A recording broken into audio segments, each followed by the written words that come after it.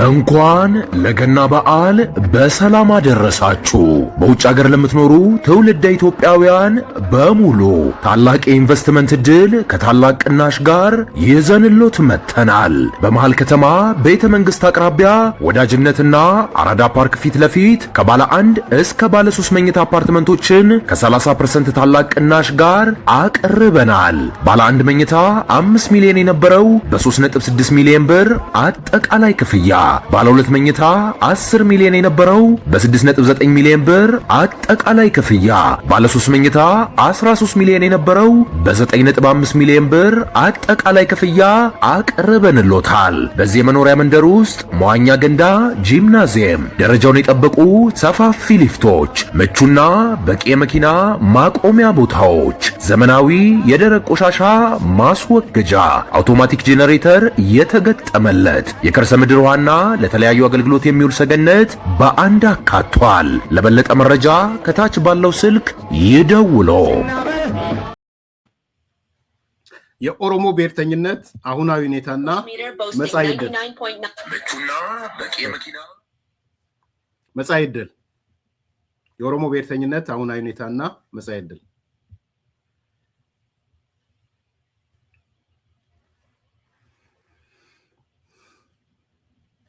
ኦኬ፣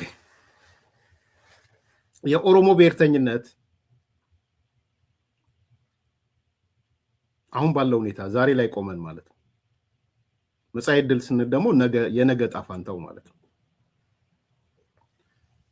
4 መሰረታዊ ነገሮች ነው ማነሳላችሁ። 4 ቴንክ ዩ መሰረት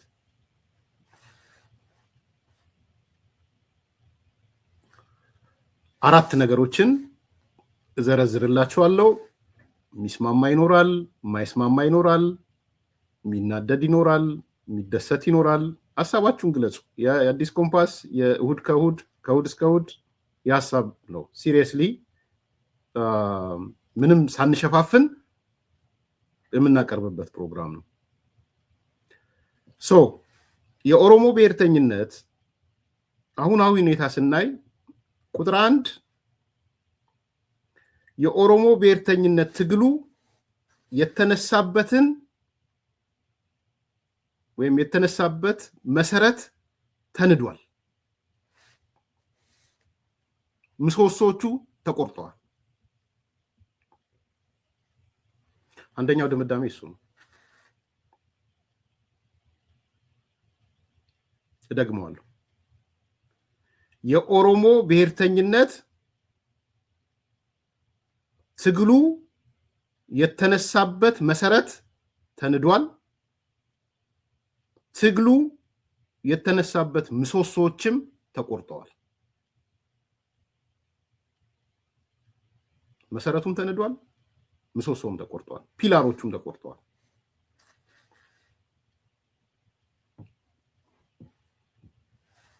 እነዚህ መሰረቶች ወይም ምሰሶች ምንድን ናቸው? የቆመበት መሰረት እና የቆመበት ምሰሶ ማለት ነው። አንደኛ 1.1 ማለት ነው።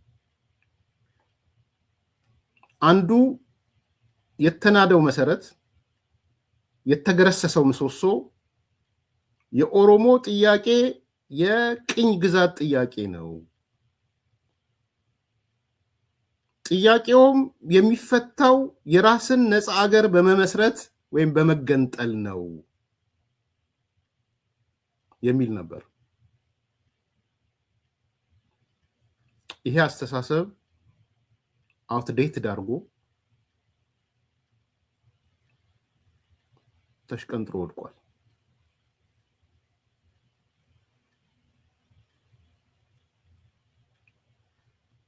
የኦሮሞ ጥያቄ የቅኝ ግዛት ጥያቄ የሚል፣ የኦሮሞ ጥያቄ የራስን ነፃ ሀገር መመስረት የሚል ጥያቄ በጥቂቶች ኪስ ውስጥ የቀረ ጥያቄ ሆኗል። በጣም በጥቂቶች በጣት የሚቆጠሩ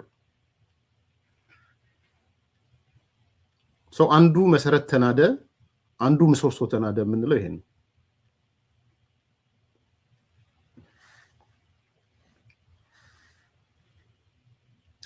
ከጅምሩም ለነገሩ ከጅምሩም እነ ኦነግ ይሄንን አቋም ሲያራምዱ በአንድ በኩል በኩረጃ በሌላ በኩል በውሰት በሌላ በኩል ደግሞ በአድርባይነት ያራመዱት የአድርባይነቱ ምሰሶ ነው የተናደው። የኩረጃው ምሰሶ ነው የተናደው። የውሰቱ ምሰሶ ነው የተናደው።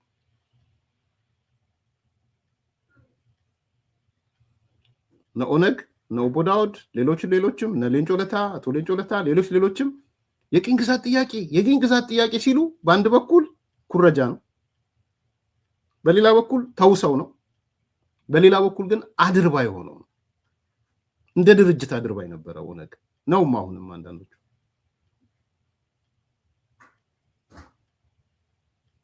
ለሻቢያ አድርባይ ከመሆን የመነጨ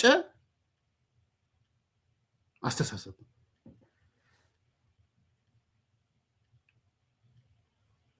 እንደ ድርጅት አድርባይነት ገፊ በነበረበት ወቅት የተያዘ አቋም ነው። ሻቢያን መሆን ፈልገው ሻቢያ አስገድዷቸው ማለት ነው።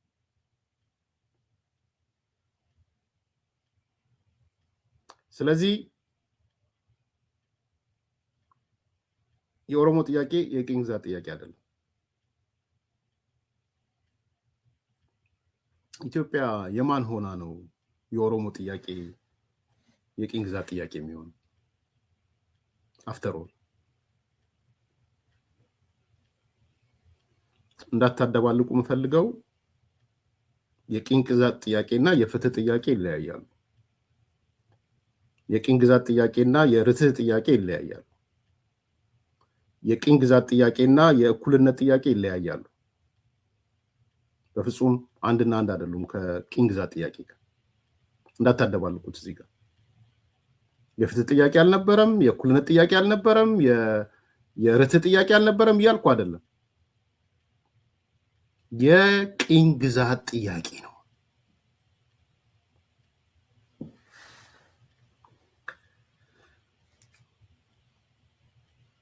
ስለዚህ በእኔ እምነት የኔን እምነት ነው እያነሳ ያለሁት። በዚህ ሰዓት የሆነ የፖለቲከኛ መጥቶ የኦሮሞ ጥያቄ የቅኝ ግዛት ጥያቄ ነው የሚል መፈክር ቢያሰማ፣ ቢደሰኩር፣ ቢጽፍ መጀመሪያ የሚስቁበት የኦሮሞ ልጆች ናቸው እያምናለሁ። መጀመሪያ የሚስቁበት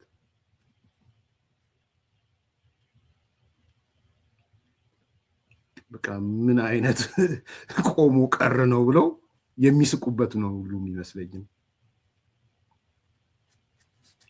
አንደኛው ነጥብ ይሄ ነው። ተስማማላችሁ አትስማሙም? አሁንም የቅኝ ግዛት ጥያቄው የቀጠለ ነው። የኢትዮጵያ ኢምፓየርነት ጥያቄ የቀጠለ ነው። ኢትዮጵያ ኢምፓየር ናት ብለን እናምናለን የምትሉ ካላችሁ ጻፉልኝ። እኔ ግን አንድ የሆነ የኦሮሞ ድርጅት መጥቶ የኢትዮጵያ ጥያቄ የኦሮሞ ጥያቄ የቅኝ ግዛት ጥያቄ ነው፣ የኢምፓየር ነው የመፍረስ ጥያቄ ነው፣ የምናምን ጥያቄ ነው ቢለኝ ብዙ ኦሮሞዎች ይስቁበታል ብዬ ነው። ቆሞ ቀር የሚሉት ሁሉ ይመስለኛል። ተገትረሽ ቅሪ ሁሉ የሚሉት ነው ይመስለኝ።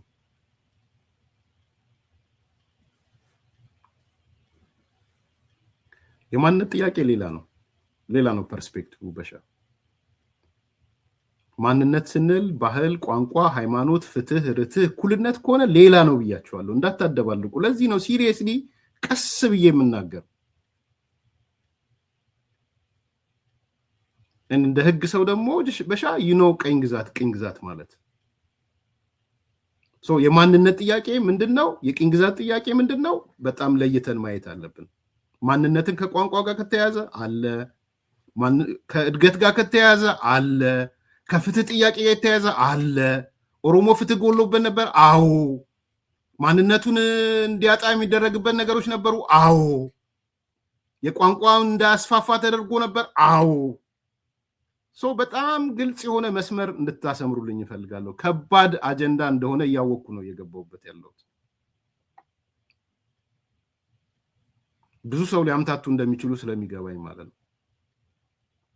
ስለዚህ ቁጥር 1 ያስቀመጥኩት ምንድነው? ከዚህ በኋላ ቢኮዝ እነ ኦነግ ተነስተውበት የነበረው የትግል ምሰሷቸው የትግል መሰረታቸው የኦሮሞ ጥያቄ የቅኝ ግዛት ጥያቄ ነው ብለው ተነስተው ስለነበረ አሁናዊ ሁኔታውን ዛሬውን ስናይ ግን የኦሮሞ ጥያቄ የቅኝ ግዛት ጥያቄ ነው የሚለው መሰረቱ ተንዷል፣ ምሰሶ ተቆርጧል ነው እያልን ያለው።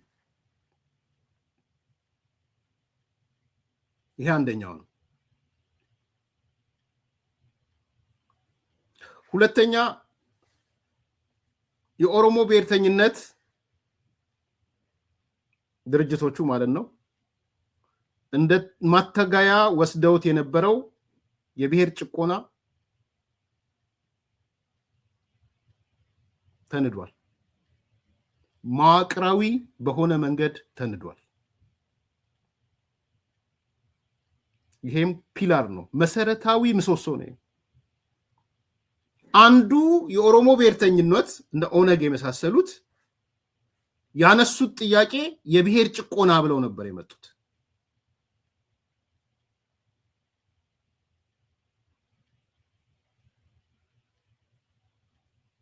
የብሔር ጭቆና በዚህ ሰዓት መዋቅራዊ በሆነ መንገድ ተንዷል።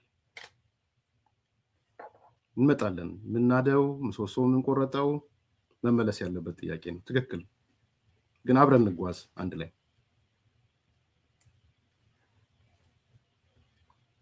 እውነት እንነጋገር ከተባለ በአሁን ሰዓት በተጨባጭ በእኔ እምነት ያልተመለሰ ወይም ፍትሃዊ የሆነ ጥያቄ ሆኖ ማለት ነው።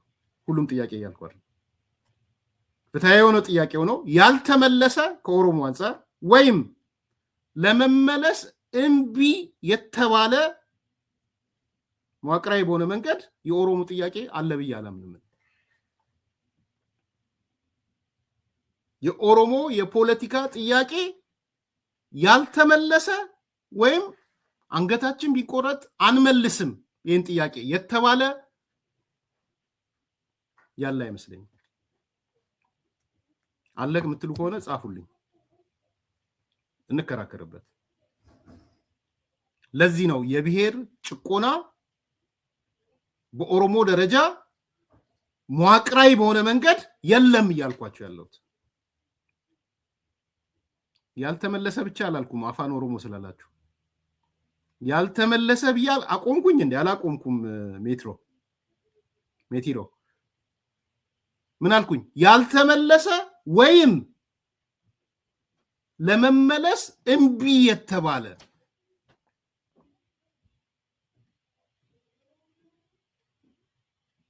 ያ ይልስም አፋን ኦሮሞ በደንብ ስሙኛውን አያችሁ። ለዚህ ነው እኔ በጥንቃቄ ነው የምናገረው ያልኩት። ለዚህ ነው ያልተመለሰ ገና አለ የሚለውን ያሳያል።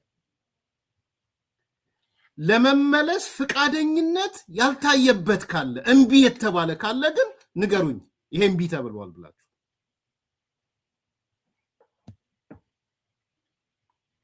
አንዱ አፋን ኦሮሞ ነው አይደል? አፋን ኦሮሞም እኮ አጀንዳ ነው እኮ።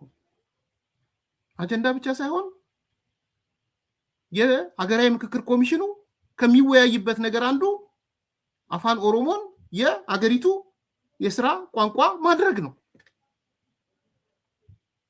እንዳታመጡ ተብሏል።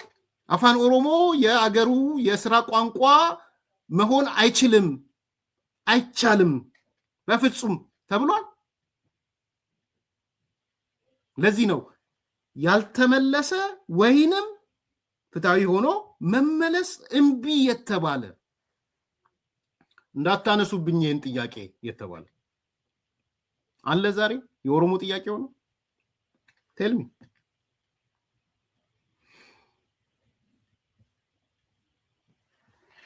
ስለዚህ ሁለተኛው ምሰሶ የተናደው ምሰሶ የብሔር ጭቆና የሚባል የለም።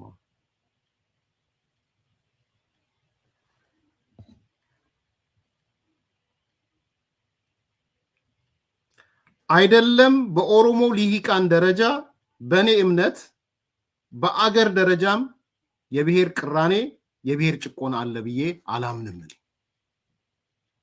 የምናወራው ስለ ኦሮሞ ስለሆነ ነው እንጂ የዛሬው አጀንዳችን ከኦሮሞም ብሻገር በአገር ደረጃም የብሔር ቅራኔ አለ ብዬ አላምንም። በዚህ ሰዓት ስለ አሁናዊ ሁኔታ ነው የምናወራው። ባይዘው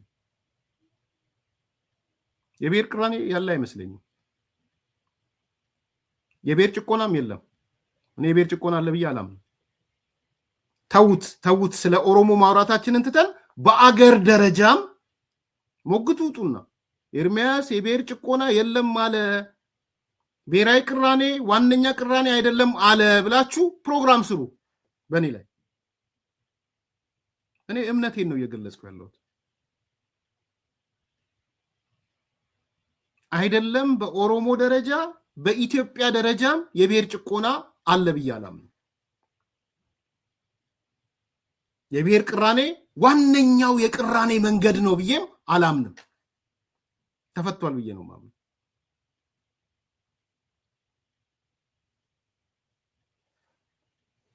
ኖ የምትሉ እንዳልኩት ነው። ስለዚህ የብሔር ቅራኔ ዋነኛ ቅራኔ ሊሆን የሚችልበት እድል ሙሉ በሙሉ ተዘግቷል ብዬ አምናለሁ።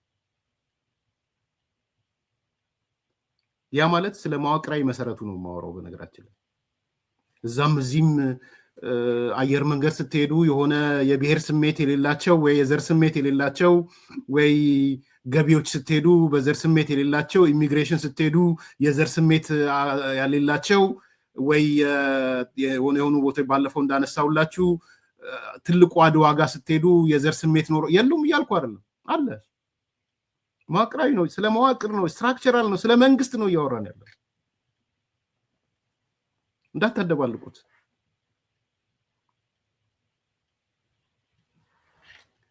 ሰው መከራከሪያችሁን እነዚህ በእንጭፍጫፊ ምሳሌዎች፣ እንጭፍጫፊ ስል እያሳነስኩት አይደለም፣ ስለ መዋቅራዊ እያወራ ስለ ስትራክቸር እያወራ በምሳሌ ካመጣው ሄስቲ ጀነራላይዜሽን ነው ሊሆን የሚችለው። ስለዚህ እኔ ኤርሚያስ የኦሮሞ ብሔርተኝነት በአሁን ሰዓት የትግል መሰረቴ መነሻዬ ምሰሶዬ ብሎ ያሰበው የነበረው የብሔር ጭቆና የለም። የብሔር ጭቆናን እንደ ዋነኛ መታገያ አጀንዳ ይዛችሁ ልትመጡ አትችሉም። ኤክስፓየር አድርጓል።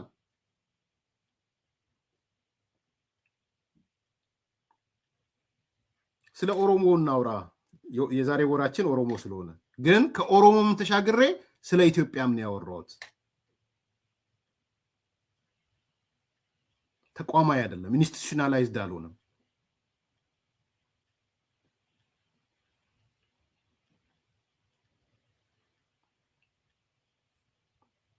እኔ እስከማውቀው ድረስ አስከፊ የብሔር ጭቆና የሚባል ነገር አሁን የለም። የብሔር ጭቆና ማለት ባጭሩ እኮ ምን ማለት መሰላችሁ? አንዱ ብሔር ላይ የሚነሳበት ማለት ነው። ወይም ደግሞ አንዱን ልጨቁ ነው። አው የትግራዮቹ ጋር አማኑኤል ሲናገር ሰምቼዋለሁ። የብሔር ጭቆና ተመልሶ መጣ ምናምን ሲል ሰምቼዋለሁ። እነሱ ባህሪያቸው ነው፣ መከራከር እንችላለን። የብሔር ጭቆና ተመልሶ መጣብን እያሉ ነው ትግራይ ላይ። የብሔር ጭቆና ተመልሶ ከመጣ 1 ሚሊዮን የሚሆነው ትግራይ አዲስ አበባና አዲስ አበባ ዙሪያ ያለው ትግራይ በብሔሩ ምክንያት ኢንስቲቱሽናል በሆነ መንገድ የሚጨቆን ከሆነ ይንገሩን። ስለ መረጃ ስለሌለኝ እነሱ ግን ጨቋኞች ስለሆኑ የተቆጣጠሩትን በብሔር ጭቆና ውስጥ መቀጠል ስለሚፈልጉ ያስተጋቡታል። እኔ ትግራይን አይደለም ማነሳው። እነሱማ ከፊል ሽብርተኛ መንግስት እኮ ናቸው። ሴሚ ቴሮሪስት ስቴት ነው፣ ሪጂናል ስቴት ነው ትግራይ። ስለነሱ አይደለም የምንነጋገረው። አሁን ከነሱ ውጪ አንዱ ጥያቄ ከትግራይ ጋር ስለሚያያዝ ነው። ይሄም ማለት ከትግራይ ጋር ከተያዘ ሌላው ከትግራይ ወጥቶ አዲስ አበባና ዙሪያ የሚኖር ተጋሩ በተጋሩነት ምክንያት መዋቅራዊ ጭቆና ይደርስባል ከተባለ ይምጣና እንነጋገርበት ሐሳብ ካለ። በተጋሩነት ስራ አትቀጠርም፣ በተጋሩነት ኢንቨስትመንት መስራት አትችልም፣ በተጋሩነት እዚህ ቦታ መሆን አትችልም፣ በተጋሩነት ቋንቋን ማስተጋባት አትችልም፣ ባህልህን ማስተጋባት አትችልም፣ እሴትህን ማስተጋባት አትችልም ከተባለ አምጡትና እንነጋገር።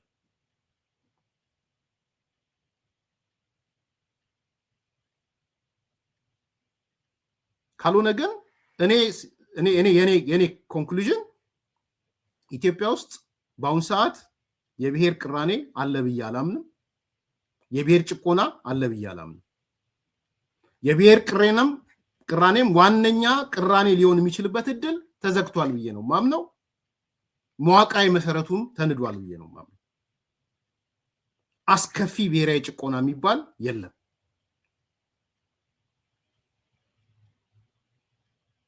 የአማራ ገዢ መደብ ይባላል እንዴው አለ።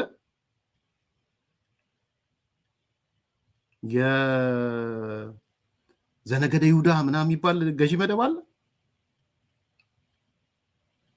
የትግራይ ገዢ መደብ ይባላል። የኦሮሞ ገዢ መደብ ይባላል። በዛ ደረጃ የለም ነው እያልኩ ያለው። የኦሮሞ ብሔርተኝነት ምሶስ ኦኬ፣ እርሻው ክሊር እንድትሆን ዘግይተ ስለገባ እየተነጋገርን ያለነው ስለ ኦሮሞ ብሔርተኝነት አሁናዊና መጻኢ ነው እየተናገርን ያለነው። ቁጥር 1 ምንድነው ያነሳ ነው? የኦሮሞ ብሔርተኝነት ምሰሶ ተንዷል።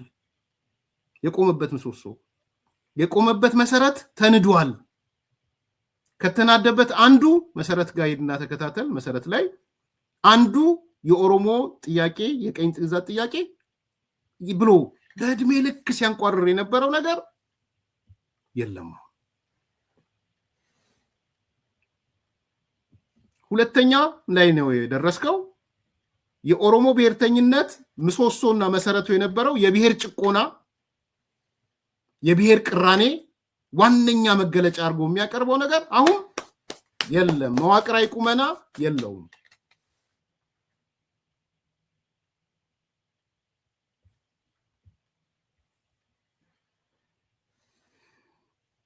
ሁለተኛው ይሄ ነው። ሶስተኛው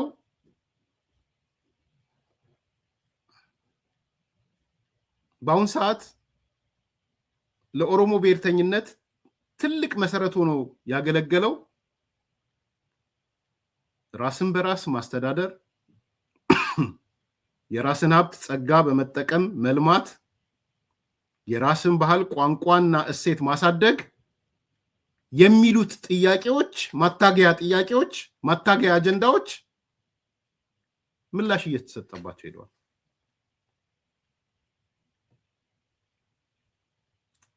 በተለይ እንደነ ከኦነግ ውጭ ያሉ እንደነ ፕሮፌሰር መረራ የሚመሯቸው ድርጅቶች ሲያነሱት የነበረው ራስን በራስ ማስተዳደር፣ የራስን ሀብትና ጸጋ መጠቀም መልማት፣ የራስን ባህል ቋንቋ እሴት ማሳደግ፣ እነዚህ ነገሮች መልስ እየተሰጣቸው ነው።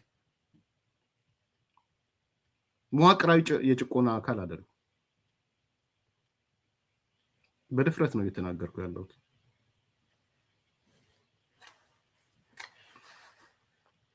ዛሬ ተወደደም ተጠላም ኦሮሚያን እያስተዳደረ ያለው በኦሮሞ ክልል ውስጥ ያለ ማህበረሰብ ነው። ለኦሮሚያ ምስለኔ አልተመደበላትም። ሰለሞን ጢሞ የለም ኦሮሚያ። ደግሞአለሁ፣ ሰለሞን ጢሞ የለም ኦሮሚያ።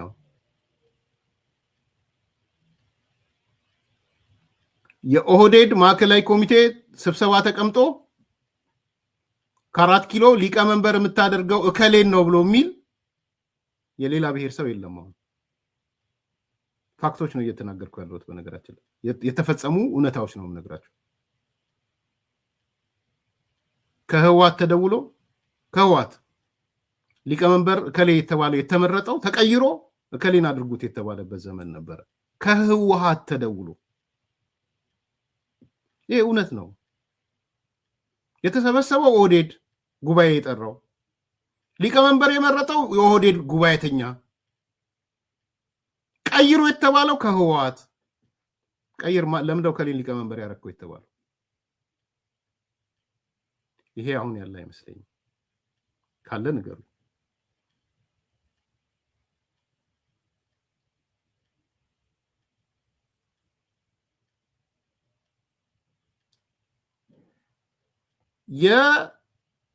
የኦሮሚያ እቅድ የዓመቱ እቅድ ተብሎ እቅዱን የሚያጸድቀው እኮ ሰለሞን ጢሞ ነበረ። የህወሓቱ ማዕከላዊ ኮሚቴ የት ተቀምጦ? ኦሮሚያ ተቀምጦ። የማን ነው? የህወሓት ማዕከላዊ ኮሚቴ። ይሄ እውነት አይደለም። ይሄ የሚካድ ነው። እያንዳንዱ የኦሮሞ ባለስልጣናትን የሚመድበው ሰለሞን ጢሞ አልነበረም? የህወሓት ማዕከላዊ ኮሚቴው ቁጭ ብሎ ኦሮሚያ። ዛሬ ሰለሞን ጢሞ አለ ኦሮሚያ።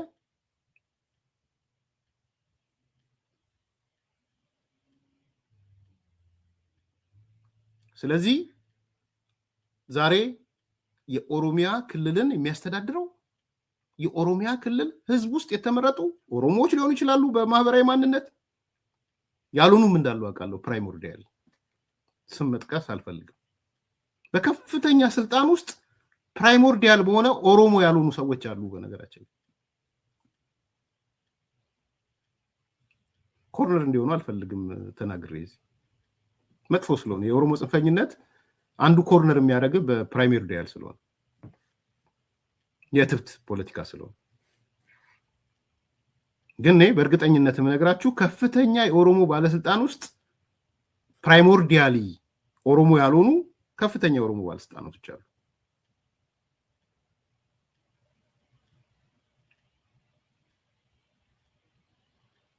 ስለዚህ ዛሬ የኦሮሚያ ክልልን የሚያስተዳድረው በኦሮሚያ ክልል ውስጥ ያለ ሰው ነው። ለዚህ ነው ራስን በራስ ማስተዳደር የሚባለው የሚመጣው። ዛሬ ኦሮሚያ ውስጥ ኦሮሚያ ክልል እየተዳደረ ያለው በልጆቹ ነው።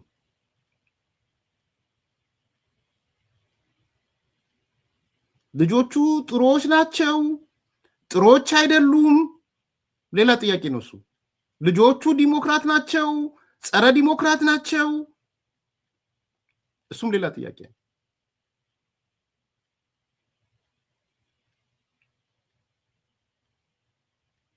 ግን ሽመልስ አብዲሳ ብትወድም ብትጠላም ኦሮሞ ነው ወይም የኦሮሚያ ክልል ሰው ነው። ኖት ኦንሊ ፕራይም ሚኒስትሩ። አሁን ብድግ ብለህ መተህ እንደ ድሮ አባዱላ ኦሮሞ አይደለም እንደምትለው ሽመልስ አብዲሳ ኦሮሞ አይደለም ልትል አትችልም። በነገራችን እንደውም ልትል የምትችለው ያው እንደምታውቁት እኛም ሰርተንበታል፣ ጽንፈኛ ኦሮሞ ነው የምንለው። እንደውም አይደል ሽመልስ ይሄ ጽንፈኛ ኦሮሞ አይደል የተባለው ማለት ከኦሮሞነቱ አውጥተህ ከሱ በተሻገረ ስለ ጽንፈኝነቱ ነው የምትነግረኝ። እንደውም ሽመልስን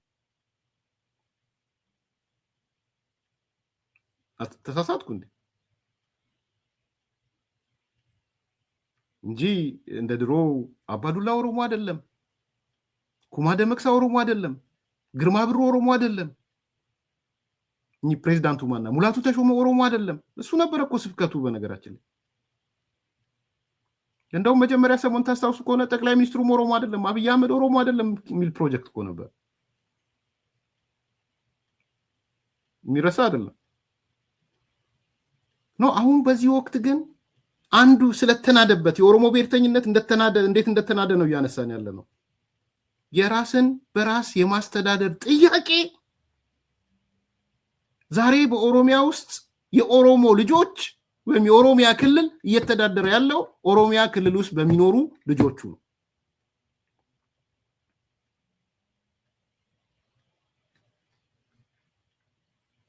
ዛሬ ኦሮሞ የራሱን ሀብት ወይም የኦሮሚያ ክልል ሰዎች የራሳቸውን ሀብት ጸጋ በመጠቀም እየለሙ ነው። ይሄ ነው እውነቱ። የሀጎስና የቶሎሳ ትርክት የለም። አሁን እናምጣም ቢሉ አይችሉም። ኖ ሞር ሀጎስ፣ ኖ ሞር ቶሎሳ ሀጎስ ትርክት የለም አሁን።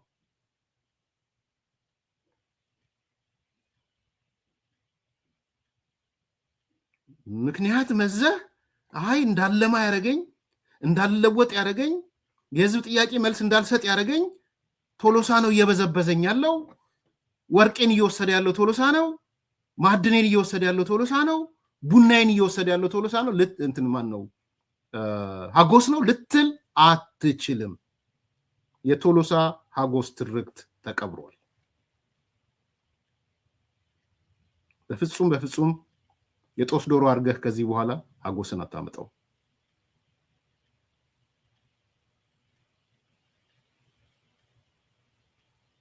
የኦሮሞ ብሔርተኝነት መሰረቱ የተናደው አንዱ ይሄ ነው።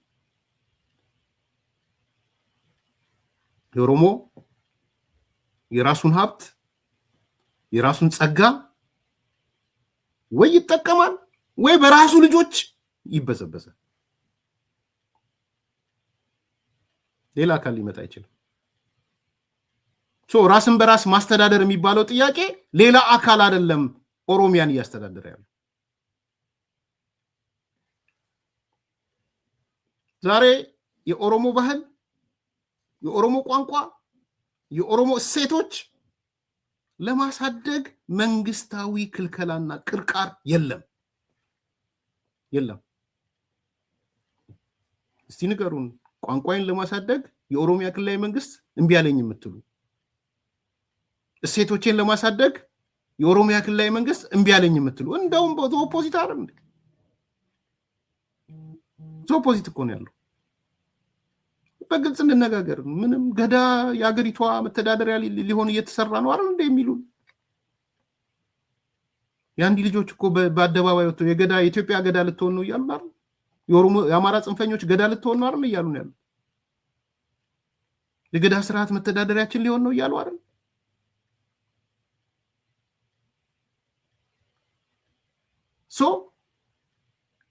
በምን መስፈርት ነው አሁን ኦሮሚያ ላይ ቋንቋዬን፣ ባህሌን፣ ሃይማኖቴን፣ እሴቶችን ማስተጋባት አልቻልኩም ብለህ ልትመጣ የምትችልበት እድል ተዘግቷል።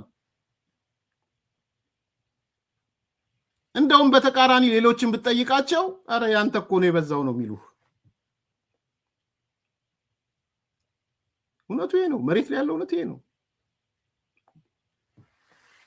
ያንተ ነው የበዛው። በየቦታ በሄድንበት ኦሮምኛ ቋንቋ ነው የምንሰማው። በየአውቶቡሱ ኦሮምኛ ቋንቋ ነው የምንሰማው። በየአየር መንገዱ ኦሮምኛ ነው የምንሰማው። የሆነ ቦታ ስንሄድ ኦሮምኛ ነው የምንሰማው። ኢሚግሬሽን ስንሄድ ኦሮምኛ ነው የምንሰማው። እንደዛ ነው እየተባልክ ያለው። ልክ አይደለሁም? አዲስ ኮምፓሶች ተሳስቻለሁ? የተሳሳተ መረጃ ነው እየሰጠው ያለሁት? ኤቭሪዌር ሌላው ሳይድ ይሄን አይደለም የሚያወራው?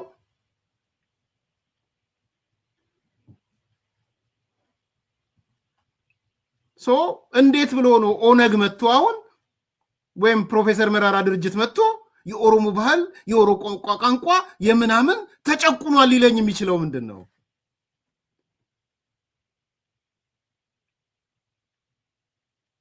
ቴልሚ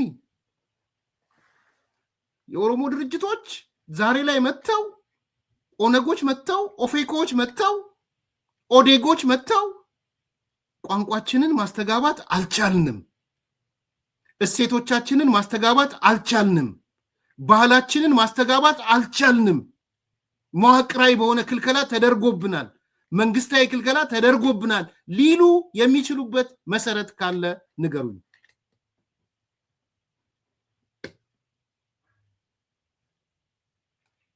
ይሄ ነው እውነቱ። ትልቁን ነው የምናወራው። በሻ ስለ ትልቁ የኦሮሞ ብሔርተኝነት ነው የምናወራው። የኦሮሞ ብሔርተኝነት እንደ ትግል ይዟቸው የተነሱ ነጥቦችን ነው እየተነጋገርን ያለነው። እነዛ የተነጋገርናቸው ነጥቦች አሁንም መዋቅራዊ አቅም አላቸው የላቸውም፣ ስትራክቸራል ናቸው አይደሉም ነው እያልን ያለነው። ስለዚህ እኔ እስከማውቀው ድረስ የኦሮሚያ ክልል እየተዳደረ ያለው በኦሮሞ ነው። መጥፎ ኦሮሞ አለ፣ ጥሩ ኦሮሞ አለ፣ ሌባ ኦሮሞ አለ፣ ጨዋ ኦሮሞ አለ፣ ዘራፊ ኦሮሞ አለ፣ ተቆርቋሪ ኦሮሞ አለ። ሌላ አካል አይደለም መጥቶ እያስተዳደረ ያለው። በኦሮሚያ ክልል ነዋሪ ነው እያስተዳደረ ያለው።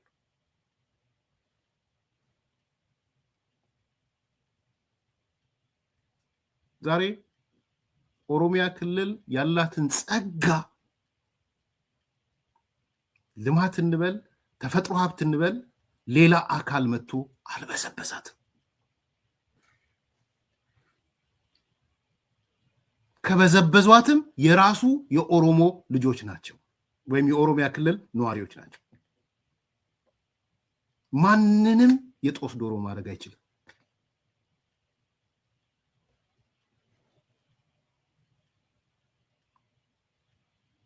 ባህሌ ተጨቆነ፣ ቋንቋዬ ተጨቆነ፣ እሴቶቼ ተጨቆነ፣ ጨቋኜ ደግሞ መንግስት ስልጣን ላይ የተቀመጠ ነው ሊል አይችልም።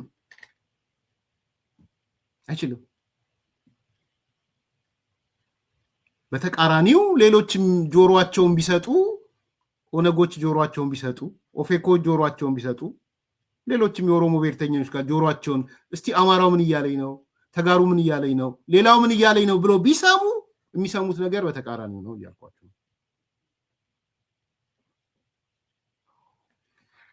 ተጠቃሎ ሲታይ ሶስተኛው ነጥብ በዛሬው ኢትዮጵያ አሁናዊ ሁኔታ የኦሮሞ ህዝብ የራሱን ፖለቲካዊ፣ ኢኮኖሚያዊ፣ ማህበራዊና ስነልቦናዊ ጥያቄዎቹንና እድሉን የሚወስነው በራሱና በራሱ ልጆች ነው። የኦሮሚያ ክልል ልጆች ናቸው የሚወስኑት። ፖለቲካዊ ጥያቄ ካለው፣ ኢኮኖሚያዊ ጥያቄ ካለው፣ ማህበራዊ ጥያቄ ካለው፣ የስነልቦና ጥያቄ ካለው ወዘተ ወዘተ የሚወስኑለት የኦሮሚያ ክልል ነዋሪዎች፣ የኦሮሞ ልጆች ፕራይሞርዲያል አይደለም ያወራሉት በዛ ዙሪያ ያሉ ሰዎች ናቸው። ሌላ አይደለም። ምስለኔ የለም ኦሮሚያ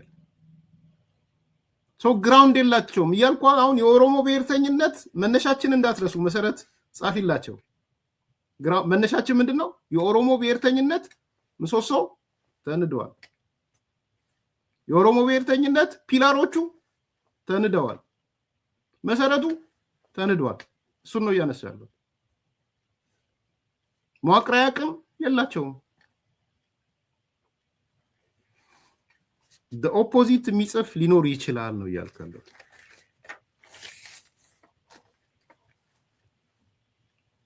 መብታቸው ነው እያልኩ ነው ያሉት። አራተኛ ዛሬ አይደለም እናወራው የኦሮሞ ልጆች የአገር ባለቤትነት ጥያቄ ባይተዋር አይደለም። አራተኛው እሱ ነው መሰረት ጻፊ። በአገር ባለቤትነት ኢትዮጵያ ማለት ነው። አገር ማለት ኢትዮጵያ በምትባለው አገር ባለቤትነት ላይ የኦሮሚያ ልጆች ወይም በኦሮሚያ ክልል ያሉ ነዋሪዎች፣ ልሂቃን፣ ኤሊቶች ባይተዋር አይደሉም።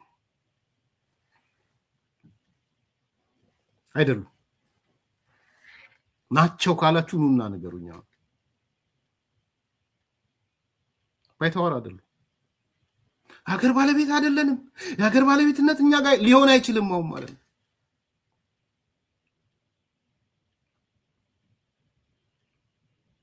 ስለዚህ በተለይ ከኦፌኮ አንፃር፣ ከኦህዴድ አንፃር፣ ከኦዴግ አንፃር ነው ማለት ነው። በኦሮሞ ትግል ውስጥ ትልቅ ጥያቄ ነበር። ይሄ ጥያቄ ከመገንጠል መለስ ያሉት በተለይ መገንጠልን ቅድም ስላነሳ ነው። ከዛ መለስ ያሉ አይ መገንጠልን አንደግፍም የሚል ለምሳሌ ፕሮፌሰር መራራ ድርጅቶች ከመጀመሪያ ጀምሮ መገንጠልን አይደግፉም ፎር ዜር ክሬዲት። ኦዴግም አይደግፍም ለነሱም ክሬዲት መስጠት ስላለብኝ ኦህዴድም አይደግፍም የጠፋው ድርጅት ኦህዴድም ኦነግም ጠፍተዋል አክቹዋሊ ከስመዋል ግን ኦህዴድም እንበለው ኦነግም እንበለው ኦዴግም እንበለው ሶሪ ኦነግ አልኩኝ ኦፌኮም እንበለው ኦፌኮ ፕሮፌሰር መረራ ኦዴግ አቶ ሌንጮ ኦህዴድ እንግዲህ ማን ልበለው ኦህዴድን እሺ ማን ነው ጀነራል ማን ነው ኦህዴድ ስል ማን ሪፕሬዘንት ያርግ ኦህዴድ ወካዩ ኩማ ይሁን ወይስ አባዱላ ከሁለት አንዱ አባዱላም እንበል ኩማ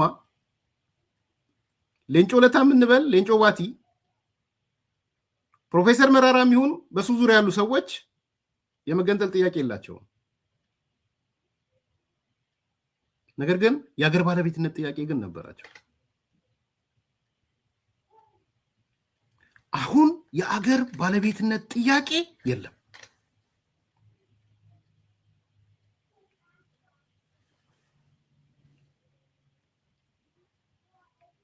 ልካረለው የአገር ባለቤትነት ጥያቄ አለ አሁን የኦሮሞ ልጆች የአገር ባለቤትነት ጥያቄ በዚህ ሰዓት ያነሳሉ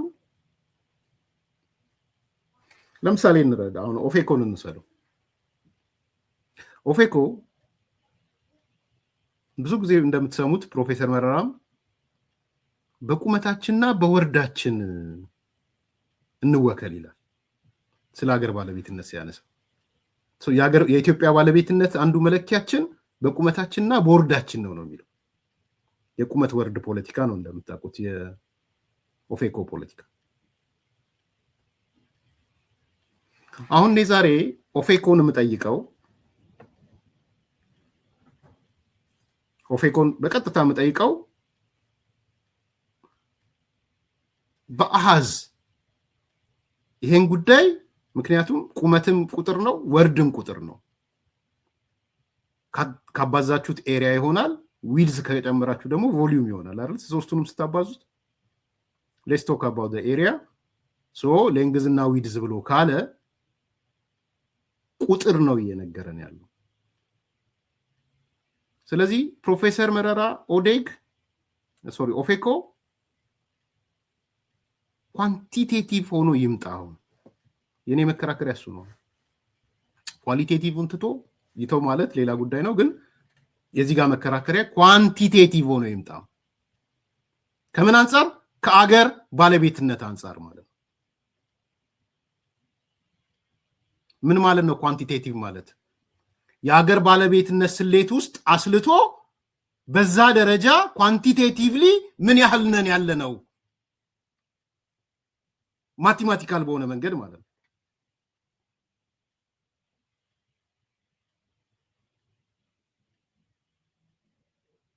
ለምሳሌ ኳንቲቴቲቭ ስል አሃዛዊ አንዱ የአገር ባለቤትነት ከሀገር አንፃር የፓርላማ አባል ነው አይደለም አንዱ መወሰኛ እሱ ነው አይደል ፓርላማው ምን ያህል ወክሎናል የሚል ማለት ነው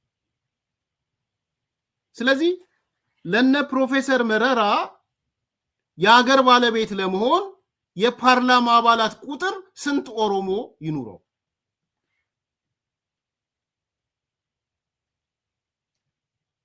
ስንት ቢኖረው ነው ወርድና ቁመትና ወርድ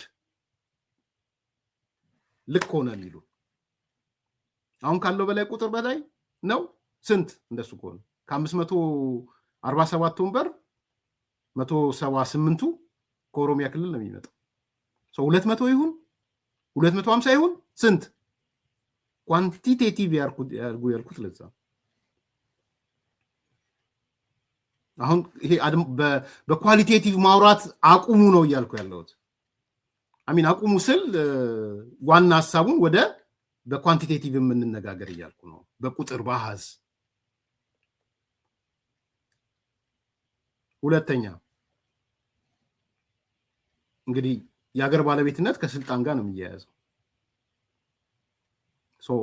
የስልጣን ጉዳይ እንደ ግለሰብ ነው አይደል ይሆነ ያለው እንደ ድርጅት ሳይሆን ስንት ኦሮሞ ነው ስልጣን ላይ ቢወጣ የሀገር ባለቤትነት መልስ የሚያገኝ? እና ዛሬ ባለችው አሁናዊ ኢትዮጵያ የኦሮሞ ልጆች ካልካዳችሁ በስተቀር የፖለቲካ ስልጣኑ ላይ ወሳኝ አካላቶች አይደሉም ወይ? አይደሉም? ከፕራይም ሚኒስትር ጀምሮ የቱ ነው? ስለ ቁመትና ስለ ወርድ ስናወራ ማን ነው ቁመት ማን ነው ወርድ? ወይም እናባዛውና ኤሪያ ከሆነ ማን ነው ስፋት?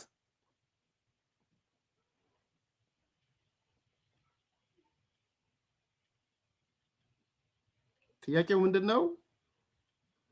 እነ ኦፌኮ ስለ ሀገር ባለቤትነት ሲያነሱ ደጋግመ ሰምተ ከሆነ በቁመታችንና በወርዳችን እንወከል ነው የሚሉት። በሻ ኦሮሞ በቁመቱ ልክ ይወከል፣ ኦሮሞ በወርዱ ልክ ይወከል ነው። በቁመትና በወርዳችን ወይም አንዳንዴ በሱሪያችን ልክ ምናምን ይላል። አሁን ገለበትኩትና መቼ ነው ቁመትና ወርድ ምን ሲሆን ነው ተሳካ የምትሉት ነው እየጠየቅኩ ያለሁት። በሻ ተረዳኝ? ቁመቱ ስንት ሲሆን ወርዱ ስንት ሲሆን ወይም ከተባዛ ደግሞ ኤሪያው ስንት ሲሆን ምንድነው? እንደውም አንተ የህግ ሰው ስለሆንክ የፌደራል ውክልና አንደኛ የፌደራል ፓርላማ ነው። አንደኛው ትልቁ በፓርላማ ስንት ቢሆን ነው እነ ፕሮፌሰር መረራ በቁመቱና በወርዱ ተወክሏል ሊሉን የሚችሉት? ኳንቲቴቲቭሊ ስንት ሲሆን ነው? ከ178 በንበር በላይ ሲሆን ነው? 200 ሲሆን ነው? 250 ሲሆን ነው? ምንድነው? የመንግስት ስልጣን ላይ ስንት ሰው ሲመጣ ነው በቁመታችንና በወርዳችን ተወክለናል የሚሉት? ከፕራይም ሚኒስትር ጀምሮ ኢታማዦር ሹም ጀምሮ ሌላም ማለት የኦሮሚያ ክልል ፕሬዝዳንት፣ የኦሮሚያ ክልል ወዘተ ማለት ነው።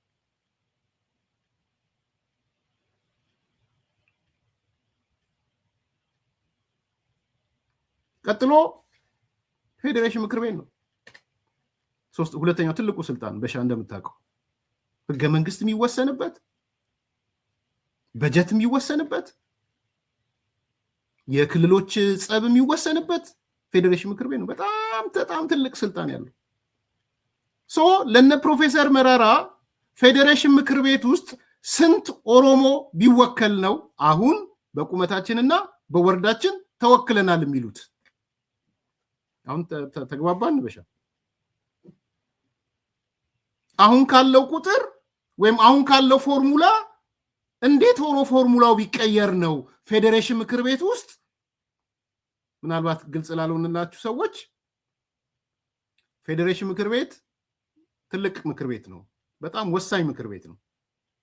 ህገ መንግስት ይተረጉማል፣ በጀት ድጎማ ይሰራል፣ በክልሎች መካከል ጸብ ካለ እሱ ይፈታል፣ ወዘተ ማለት ነው። አንድ በጣም ከባድ ተቋም ነው በነገራችን። ሁለተኛ ሪፕሬዘንት የሚያደርገው ቀመሩ ምንድነው?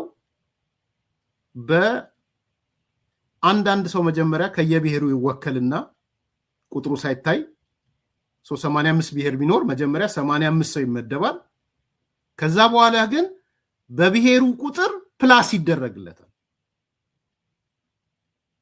ፕላስ ማለት ምንድነው? ለምሳሌ ትግራይ ክልል 5 ሚሊዮን ነው አይደለ የህዝቡ የሚባለው። ትግራይ ክልል 1 + 5 በሚሊዮን አንድ ስለሆነ 6 ሰው ፌዴሬሽን ምክር ቤት አለ ማለት ይኖራል። ሶማሌ ክልል 5 ሚሊዮን ነው አይደለ? ሶማሌ ክልል ፌዴሬሽን ምክር ቤት አንድ ሰው መጀመሪያ ይወከልና በሚሊዮን አንድ ስለሚወከል 5 ይሆናል፣ 6 ሰው ይኖረዋል ማለት ነው ሶማሌ ክልል። ኦሮሚያ ኤግዛክት ነምበሩን አላውቅም፣ ሌትስ ሴይ 45 ሚሊዮን ነው እንበል። 45 ሚሊዮን ከሆነ ኦሮሚያ የሚወከለው ሰው 46 ሰው ይሆናል ማለት ነው። የት? ፌዴሬሽን ምክር ቤት ውስጥ።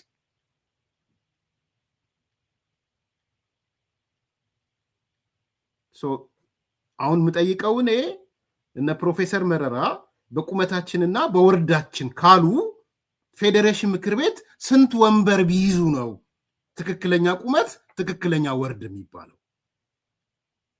አሁን ካለው ፎርሙላስ ይቀይሮታል ወይ?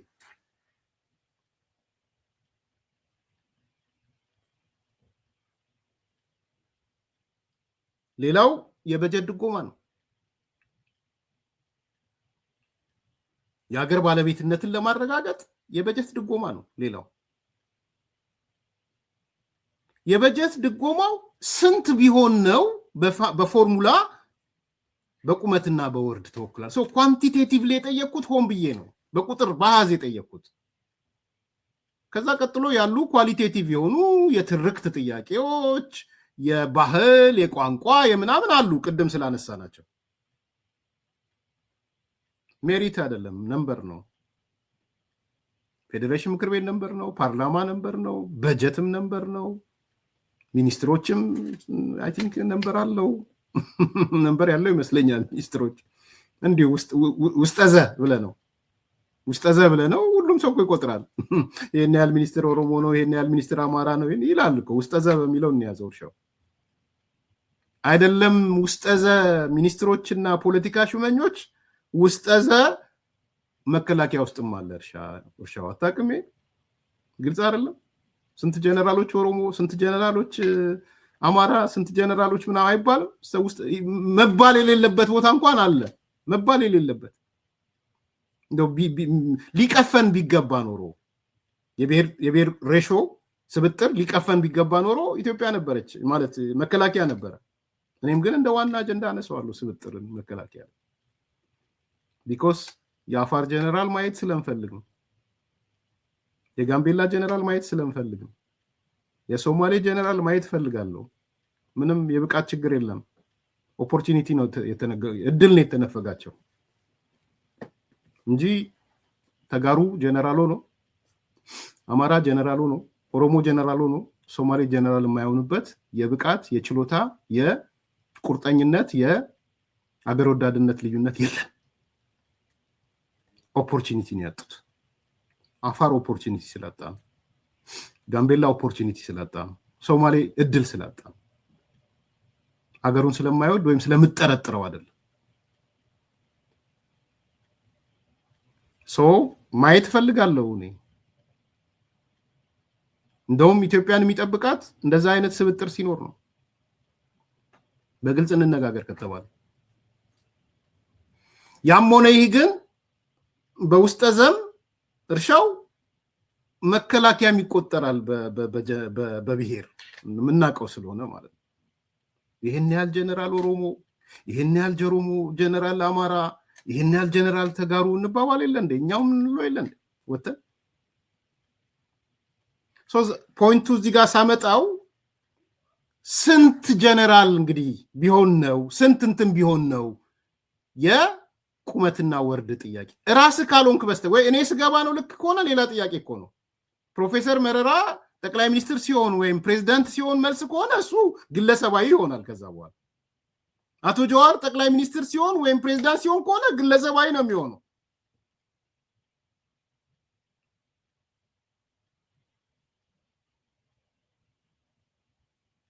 ስለዚህ ከዛ አንጻር ከበጀትም አንጻር ልናይ ይገባል ብዬ ነው ማለት። በአጠቃላይ ግን እኔ ሳጠቃልለው ይሄን አራተኛውን ነጥብ የኦሮሞ የሀገር ባለቤትነት ጥያቄ ከኦሮሞ ትግል ኢኩዌሽን ውስጥ ወጥቷል ብዬ ነው ማለት። ኖ ሞር የዛ ኢኩዌሽን አካል አይደለም። የኦሮሞን እታገላለሁ ብሎ ከመገንጠል ውጭ ያሉት እንደነ መረራ አይነት ወይም ሌላ የሀገር ባለቤት አልሆንም ብለው የመታገያ ኢኩዌሽናቸው ውስጥ ቢያስገቡ በድሮ በሬ ነው እያረሱ ያሉት። ስለዚህ እኔ አሁን ባለው ሁኔታ አሁናዊ ሁኔታ ላይ የኦሮሞ የሀገር ባለቤትነት ጥያቄ ከኦሮሞ ትግል ኢኩዌሽን አንጻር ወጥቷል ብዬ ነው ማሰብ። በልጆቹ አማካይነት በሀገሩ የሚገባውን ቦታ ይዟል። እየተጫወተ ነው፣ እየተጫወተ አይደለም፣ ለራሱ ነው የሚጫወተው፣ ለኦሮሞ ነው የሚጫወተው፣ እዛ ውስጥ አልገባውም። እዛ ውስጥ አልገባው። ከዚህ በኋላ ግን የኦሮሞ የሀገር ባለቤት አልሆነም የሚል ማታገያ ይዞ የሚመጣ የኦሮሞ ድርጅት ካለ ተገትረሽ ቅሪ ነው እያልኩ ያለው።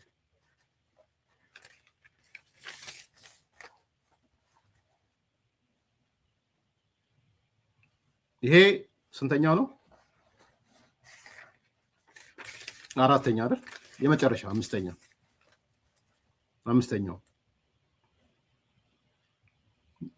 አምስተኛው ከኦሮሞ ትግል አንጻር ከዚህ በኋላ የህልውና ትግል የሚባል የለም። there is no ህልውና የሚባል ትግል የለም። የምንታገለው ለኦሮሞ ህዝብ ህልውና ነው የሚል ነገር አለ ብዬ አላምንም። እኔ ኤርሚያስ ነኝ ይሄን የምለው። የኦሮሞ ህዝብ የህልውና ስጋት አለበት ብዬ አላምንም። በአሁን ሰዓት ጦር መሳሪያ አንስቶ የሚታገልበት የህልውና የሚባል ትግል ጦር መሳሪያ መቼም ህልውና ስለሆነ ማለት ነው።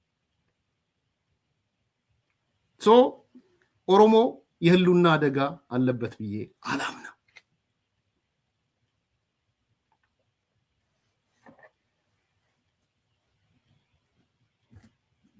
እንጫጫ እንደሚኖር አውቃለሁ። ምክንያቱም ህልውና ካላላችሁ ህልውና የለም ካላችሁ ጦር መሳሪያውን ሊያቆም ነው።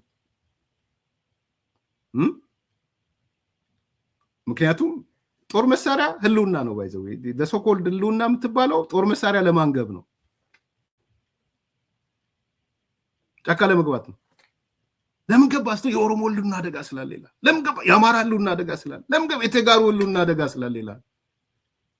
አንድ ሰው ቃታ የሚስበው ቤዚካሊ ህልውና አደጋ ሲሆን እንደ ማህበረሰብ ማለት ነው።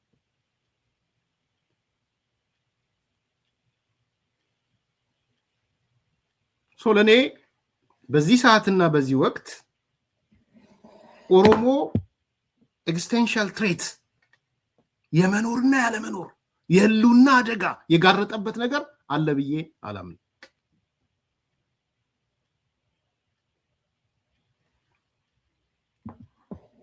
ጫካ የገቡበት ምክንያት የህልውና ትግል ካሉ ትክክል አይደሉም እያልኩ ነው ያሉት። ውጭ ሆነው የሚያወሩ ወይም አገር ቤትም ሆነው የኦሮሞ ህልውና አደጋ አጋጥሞታል የሚሉ ካሉ ውሸት ነው ብዬ ነው እያልኳቸው ያሉት። ካልሆነ ግን እስቲ ያብራሩት። እንዴት ኦሮሞ ሊሂቁም ይሁን ህዝቡ የህልውና አደጋ ከመንግስት አንጻር ነው እያነሳ ያለሁት። ባይዘው አሁን ያለው መንግስት ለኦሮሞ ህዝብና ለኦሮሞ ሊሂቃን የህልውና አደጋ ፈጣሪ አይደለም ነው እያልኳቸው ያለሁት። የህልውና አደጋ የሚባል የለም ነው እያልኩ ያለሁት ለኦሮሞ። ሌላው ሌላ ስናወራ እናወራለን።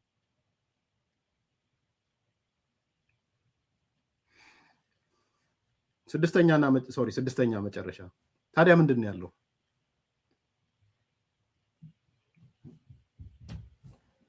የዴሞክራሲ ጥያቄ ነው ያለው። የዴሞክራሲ ጥያቄ አለ። የፍትህ ጥያቄ አለ። የመልካም አስተዳደር ጥያቄ አለ።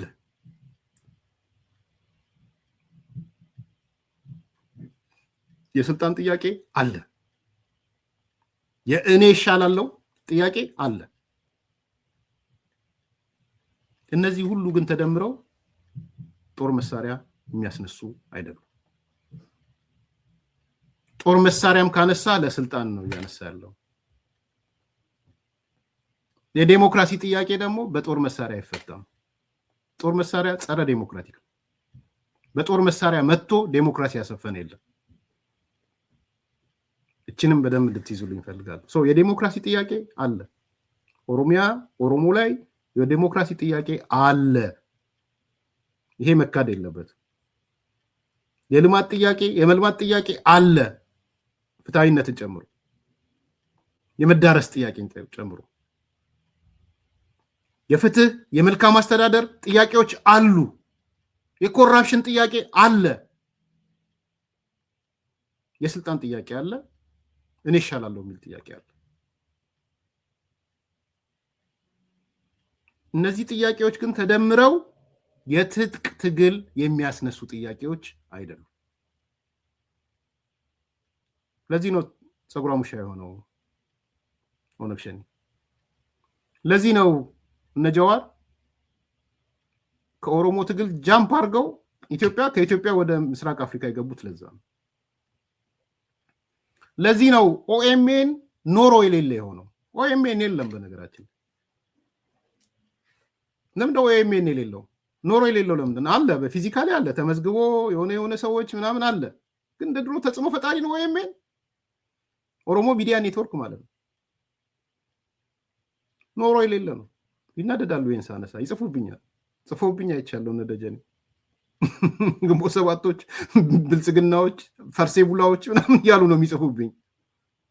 ኦሮሞም የኦሮሞ ብሔርተኞችም ይጽፉብኛል። ፈርሴ ቡላ ምናምን ይላሉ። እኔ ኬት እንደሰጡኝ አላውቅም። ግን ይሄንን ሪያሊቲ መቀበል አይፈልጉም። ለምንድን ነው እንደ ድሮ ተጽዕኖ ፈጣሪ መሆን ያልቻልነው? ኦኤምኤን አቶ ጀዋር ፕሮፌሰር እስቄል ምን ተናገሩ ተብሎ ሰው ጆሮውን እንዲያርጎ የሚሰማቸው ሰው ዛሬ መጡብን። ለምን ተባሉ? ኦሮሞ ውስጥ ባይዘው በጥባጮች ደግሞ መጡብን። የህወሓት ተላላኪ እንደዛ ነው የሚሏቸው። በነገራችን ያ ማለት መሰረት የላቸውም እያልኩ አይደለም፣ መሰረት አላቸው። ግን እንደ ድሮ ምን አይነት ኔሬቲቭ አስቀመጡ? ትርክታቸው ምንድን ነው? ምን አጀንዳ ሴት አደረጉ? ማክሰኞ ነው ሐሙስ የሚባል ፕሮግራም የሆነ ስም ያለው ነበረ፣ ረሳሁት፣ አስታውሱኝ። አጀንዳ ሴት የለም። እሱ የት ሄደ? ለምንድን ነው የሆነው?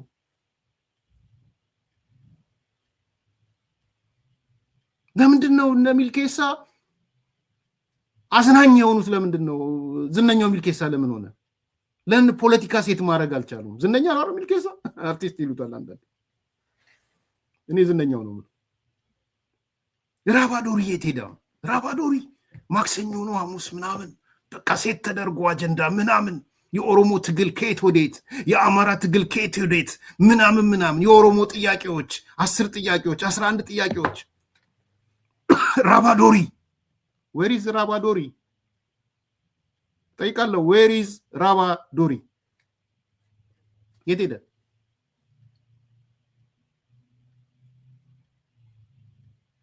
የሄደበት ምክንያት የኦሮሞ ብሔርተኝነት አጀንዳዎች ተንደዋል። ይሄንን የመቀበል ፋክት ነው ዛሬ እየነገርኳቸው ያለሁት።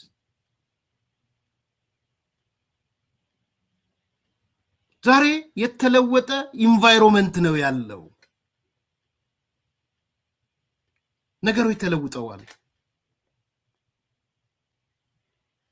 ስለዚህ የኦሮሞ ብሔርተኝነት ትግል ብለህ የህልውና ትግል ብለህ ልትመጣ አትችልም። የምን ህልውና ነው ብሎ የሚጠይቅ? የኦሮሞ ብሔርተኝነት ትግል የጽርቀኛ አገዛዝ ትግል ልትላቸው የምን ጽርቀኛ ገኛ አይደል እንደ ያገሩ ባለቤት ነው የሚል የኦሮሞ ብሔርተኛ ትግል ራሱን በራሱ ማስተዳደር፣ ኦሮሞ ሀብቱን መጠቀም፣ ሪሶርሱን መጠቀም ምናምን ልትሏቸው ምሮ የምታወራው እንዴ? ፕሬዚዳንታችን እኮ ኦሮሞ ነው። ካቢኔዎቻችን እኮ ኦሮሞዎች ናቸው። ወረዳ አስተዳዳሪ፣ ዞን አስተዳዳሪ እኮ በራሱ ነው የሚወስነው። ምን ታወራለህ? ሌባ አይደለም ሌባ ነው። እሱን እያነሳዋለሁ። ምስለኔ የለም፣ ሰለሞን ጢሞ የለም፣ ልክ አስገባናቸው አባይ ፀሐዬ የለም፣ ይሄን መሪ አውረድና ይሄን መሪ አውጣ የሚል 4 ኪሎ የተቀመጠ የለም። የራሱ ልጅ ሊሆን ይችላል፣ ጠቅላይ ሚኒስትሩ ሊሆን ይችላል። እሱን አላውቅም። እሱም ቢሆን ግን ጠቅላይ ሚኒስትሩ ኦሮሞ ነው።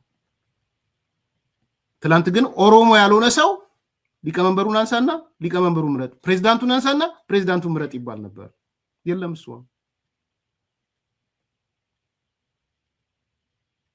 በቁመታችን በወርዳችን ምናምን ምንድነው ቁመት? ምንድነው ወርድ? የቱ ጋ ነው ቁመት የጎደለው? የቱ ጋ አጠርክ? የቱ ጋ ተከረከምክ? ንገረን ነው ያልነው። ኳንቲቴቲቭ አድርጎ ያልነው ለዛ ነው። የተከረከምክበትን ቦታ እስቲ ንገረን፣ ለውይይት እንዲጠቅመን። አለበለዚያ ግን ኳንቲቴቲቭሊ ትላንትናም በቁመትና በወርድ ዛሬም በቁመትና በወርድ እያልክ ብትቀጥል ጆሮ የለም። ባህሌን፣ ቋንቋዬን፣ ሃይማኖቴን፣ እሴቶቼን አላስተጋባም የሚል ኦሮሞ ከየት?